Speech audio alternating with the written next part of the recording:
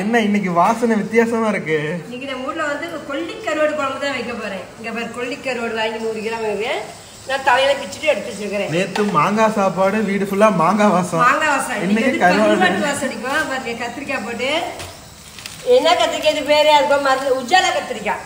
கலரே நல்லா பளபளன்னு இருக்கு. அது பேரு உஜாலா. உஜாலா கத்திரிக்காய் போட்டு இன்னைக்கு மிளகாட்டி இன்னைக்கு நான் குழம்பு வைக்க போறேன். என்னென்ன இன்கிரிடியன்ட் அதுக்கு யூஸ் பண்ண போறேன்? கொத்தமல்லி ஒரு 3 ஸ்பூனு, வரமிளகாய் ஒரு 10 வரமிளகாய், கருவேப்பிலை தழை, கொஞ்சம் பட்டை கிராம்பு, கொஞ்சம் மசாலா எல்லாம் வணக்கி எடுத்துக்குவோம். பட்டை கிராம்பெல்லாம் போடணுமா? ஆமா கடை போட கொஞ்சம் வாசமா இருக்கிறது தான் பட்டை கிராம்பு கொஞ்சம் சோம்பு எல்லாம் போட்டு. ஸோ இந்த கருவாட்டு குழம்பு ரெசிபி வந்து நம்ம அம்மா கைப்புக்கும் யூடியூப் சேனல்ல முழு வீடியோவே இருக்கும். நீங்க அதுல போய் கூட பாத்துக்கலாம். இந்த கருவாட்டு குழம்புனா அவ்வளவு உடம்புக்கு நல்லது. இந்த நெஞ்சு சளி, இந்த ஆஸ்மா இந்த மாதிரி இருக்கிறவங்களுக்கெல்லாம் இவ்வளவு நல்லா கேட்கும். அதனால வாரத்துல ஒரு நடையாச்சும் இந்த கருவாட்டு குழம்பு வச்சு சாப்பிடுங்க. உடம்புக்கு அவ்வளவு நல்லது, ஆரோக்கியமா இருக்கும்.